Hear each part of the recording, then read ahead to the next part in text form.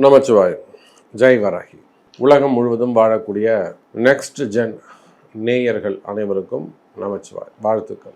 அசுர பலம் பெறும் ஆவணியில் அசுர பலம் பெறும் அசுப கிரகங்கள்.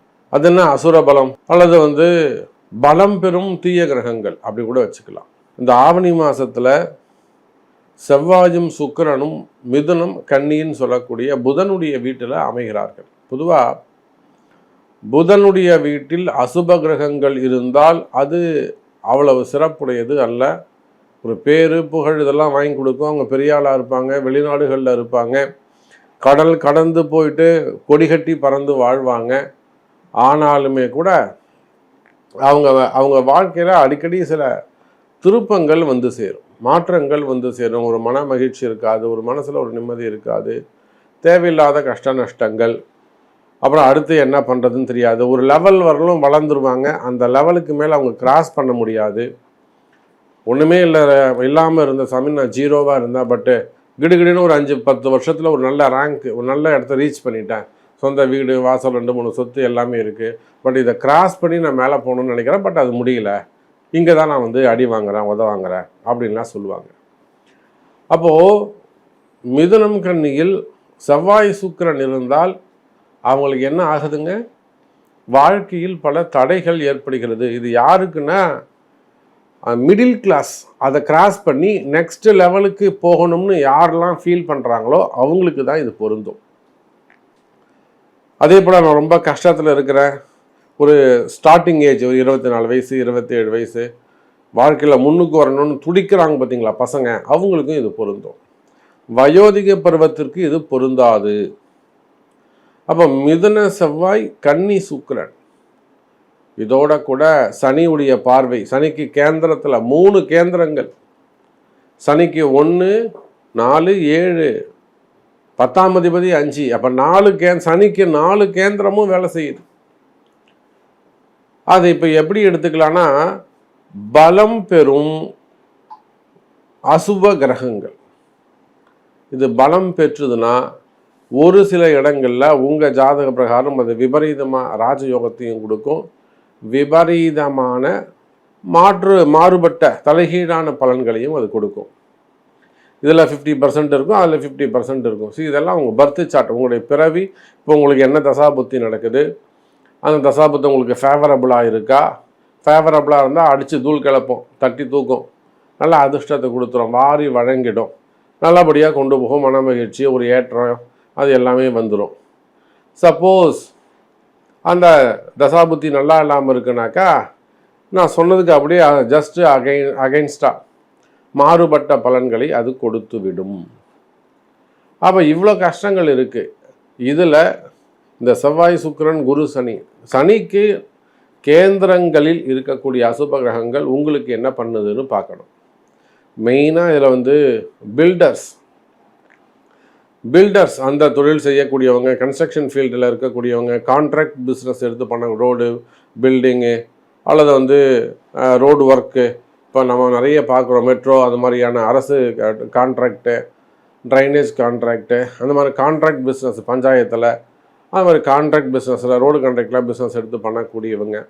அப்போ பில்டர்ஸ், கன்ஸ்ட்ரக்ஷன் ஃபீல்டு, கனிம வளங்கள், அதே போல் மெடிக்கல் காலேஜஸ் வச்சு நடத்தக்கூடியவங்க, மெடிக்கல் ஃபீல்டு, ஃபார்மா ஃபீல்டு, அந்த இடத்துல இருக்கக்கூடியவங்க, ப்ரொஃபஸராக இருக்கக்கூடியவங்க, சிஇஓவாக இருக்கக்கூடியவங்க, அதனுடைய முதலாளிகள், இதெல்லாம் இவங்களுக்கெல்லாம் ஒரு ஆட்டம் காமிக்க போகிறாரு, ஒரு பயம் காட்ட போகுது.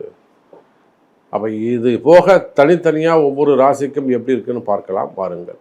ரிஷபராசி நேயர்களே, ரிஷபராசியை பொறுத்தவரையில் சனியுடைய பார்வை இருக்குது. இதுதான் விஷயம். இப்போது ரிஷபராசிக்கு நல்லது நடக்கலைன்னா எப்படி சார் சனி பார்க்குறார் சார். இப்போது சனியுடைய பார்வை இருக்கும் பட்சத்தில் பார்க்கும் இடம் பாழாகும். எங்கெந்த இடத்துலாம் சனி பார்க்குறாரு? சனி ரிஷபத்தை பார்க்குறாரு, அப்புறம் கன்னி ராசியை பார்க்குறாரு, அப்புறம் தனுசு ராசியை பார்க்குறாரு. அப்போ மீனத்தில் இருக்கிறாரே சாமி, மீனத்துக்கு சூப்பராக இருக்கும். ஏன்னா சனியே அங்கே இருக்கார். இருக்கும் இடத்தை சிறப்பாக பலமாக வச்சுப்பார். அந்த இடத்துக்கு பக்கத்தில் யாரும் போக மாட்டேன். டே உள்ள சனியை உட்காந்துருக்காரானா யாராவது உள்ளே போவாங்களா? எந்த கிரகம், பாம்பு கூட உள்ளே போகாது, திருடம் கூட உள்ளே போக மாட்டான். உள்ளே சனி இருக்காரு, வெளியில் வந்துடுவான். அப்போ சனி இருக்கும் இடம் சிறப்பாகும், பார்க்கும் இடம் பாழாகும். அப்போ ரிஷபராசி நேயர்களே இப்போது ஜாதகத்தை ஜோசியத்தை நாம் ஃபஸ்ட்டு புரிஞ்சுட்டு பார்க்கணும். அதான் விஷயம். புரிஞ்சுட்டு பார்க்கணும், பார்க்க தெரியணும். அது இல்லாமல் நான் வந்து நீங்கள் எவ்வளோ 10,000 ரூபா பணம் கட்டி லைனில் நின்று பார்த்தாலும் சரி தான், 10 நாள் 1 மாதம் கழித்து நீங்கள் பார்த்தாலும் சரி தான். ஃபஸ்ட்டு உங்கள் பிரச்சனை என்னன்னு சொல்ல தெரியணும். ரிஷபராசியா உங்களுக்கு வந்து சனியுடைய பார்வை இருக்குப்பா, சனியுடைய கண்ட்ரோலில் இருக்காங்கப்பா, சனி பார்க்குறாருப்பா, அதனால் அவங்கள்ட்ட அந்த நிம்மதி இருக்காதுப்பா, எந்த வேலையும் நடக்காதுப்பா, எல்லாமே தள்ளி போட்டே போகும்பா, காலதாமதம் ஆகும்பா. சில இடங்களில் வந்து ஒரு சிலருக்கு தீய பழக்க வழக்கங்கள் ஏற்படும், ஒரு சிலருக்கு வந்து கீழ்த்தரமான ஒரு சில செயல்கள் செய்ய வேண்டியதாக இருக்கும். தனக்கு மனசுக்கு சம்மதம் இல்லாமல், சார் எனக்கு உண்மையிலே பிடிக்கலைங்க, பிடிக்காம தான் இந்த வேலையை செஞ்சேன், நான் பிடிக்காம தான் இந்த சப்ஜெக்ட் அவங்க சொன்னாங்க, வேறு வழி இல்லாமல் நான் பண்ணிட்டு வந்தேன். ஸோ உங்களுக்கு வந்து இல்லை சாட்டிஸ்ஃபைடோ இல்லை உங்களுக்கு வந்து அதில் இன்வால்மெண்ட் இல்லாமல் செய்யக்கூடிய விஷயங்கள், புரியுதா? இன்வால்மெண்ட் இல்லாமல், ஒரு சாட்டிஸ்ஃபேக்ஷன் இல்லாமல், திருப்திகரமாக இல்லாமல் செய்யக்கூடிய விஷயங்கள் எல்லாமே மனசுக்கு ஒப்பாத செயல்கள், அதெல்லாம் செய்கிறது. அதே போல் உங்களுக்கு கீழே இருக்கிறவங்க அல்லது உங்களுக்கு கூட இருக்கிறவங்க கீழ்த்தரமாக ரொம்ப லோவாக இறங்கி வந்து ஒரு சில காரியங்களை உங்களுக்கு அகைன்ஸ்டாக பண்ணுறது, பள்ளம் வெட்டுறது, போட்டு கொடுக்கறது, கலகம் பண்ணுறது, மெயினாக குடும்பத்தில் கலகம், வேலை செய்கிற இடத்துல கலகம், தொழில் பண்ணுற இடங்களில் கலகங்கள்லாம் இருக்குன்னா அதுக்கு காரணம் சனி பகவான். ஒரு பக்கம் நீங்கள் தானம் தர்மம் எல்லாம் செஞ்சுட்டு விடுவீங்க, பைசாவை அள்ளி கொடுப்பீங்க, ஆனால் இன்னொரு பக்கம் பார்த்தீங்கன்னாக்கா அது எல்லாமே மாறுபட்ட பலன்களை கொடுக்கும். அப்போ இதுக்கு காரணம் என்ன? ரிஷபராசி நேயர்களே, 2 கிரகம் தான், ஒன்று சனி, இன்னொன்று ராகு. ராகுவை பொறுத்தவரையில் உங்களுக்கு 4-10 ராகுடைய மையப்புள்ளியில் ரிஷபராசி இருக்காங்க. 4-10 இருந்துட்டாலும் அது சரிபட்டு வராது. ராகுவுக்கு 4-10, ராகுக்கு எதுக்கு 4-10 எந்த ஒரு ராசி மாட்டுதோ அந்த பாவம் வேலை செய்யாது. இதெல்லாம் ஜோதிட ரகசியங்கள். லக்னத்துக்கு 4 ராகு இருந்துட்டாருன்னா சூப்பர்னு அர்த்தம். அவன் வந்து நிச்சயமாக மாடிக்கு மேலே மாடி வச்சு 24வது மாடியில் குடியிருக்காரு, 18வது மாடியில் குடியிருக்காரு. இதெல்லாம் பாருங்கள், நீங்கள் ராகு 4ஆம் இடத்துல இருப்பார், அல்லது கேது வந்து 10ஆம் இடத்துல இருப்பார். இவங்களுக்கெல்லாம் அடுக்குமாடி குடியிருப்பு தான் அமையும். குறைஞ்சபட்சம் 2nd ஃப்ளோர்லையாவது இருப்பார். 1st ஃப்ளோர் இருக்கும், வாங்க மாட்டாங்க, எனக்கு வேணாம் 2nd ஃப்ளோர் தான் வேணும், முடிச்சு வாங்குவாங்க. இப்போ இதெல்லாம் இந்த மாதிரி இந்த ராகுவால் வரக்கூடிய பிரச்சனைகள். அப்போ ரிஷபராசி அப்படின்னு நம்ம எடுத்துக்கிட்டோம்னாக்கா சனியும் ராகுவும் உங்களுக்கு தொந்தரவு செய்கிறார்கள். இந்த சமயத்தில் இந்த செவ்வாயும் சுக்கிரனும் எங்கே பண்ணுறாங்க?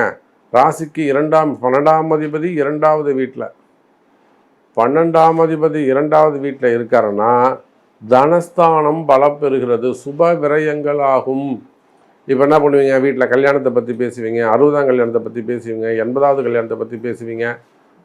அப்படி இல்லைனாக்கா பசங்களுடைய கல்யாணத்துக்கு ஏற்பாடு பண்ணுவீங்க, நகை வாங்கி வைக்கிறது, வீண் விரயங்கள், ஒரு இடம் வாங்குறது, வீடு கட்டுறது, பில்டிங் கட்டுறதுக்கு ஸ்டார்ட் பண்ணுறது, இந்த மாதிரி ஒர்க்கெல்லாம் சுப விரயங்கள் எல்லாம் ஸ்டார்ட் ஆகும். ஒரு கார் வாங்குறது, வண்டி வாகனங்கள் வாங்குறது, அதை கூட நம்ம சுப விரயம்னு சொல்ல முடியாது. மெயினாக வீடு கட்டுறது, இடம் வாங்குறது, நகை வாங்குறது, அது போக வீட்டில் மங்கள விசேஷங்கள் செய்வது, இதெல்லாம் சுப விரயத்தை கொடுக்கும்.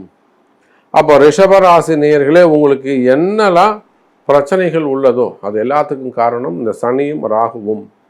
அப்போ ஜோசியத்தை புரிஞ்சுண்டு, கிரகத்தை புரிஞ்சுண்டு, அதுக்கு ஏற்ற மாதிரி செயல்படுவீர்களே ஆனால் நீங்கள் வெற்றி பெறலாம். அப்புறம் இது ஃபஸ்ட்டு தெரிஞ்சுக்கோங்க.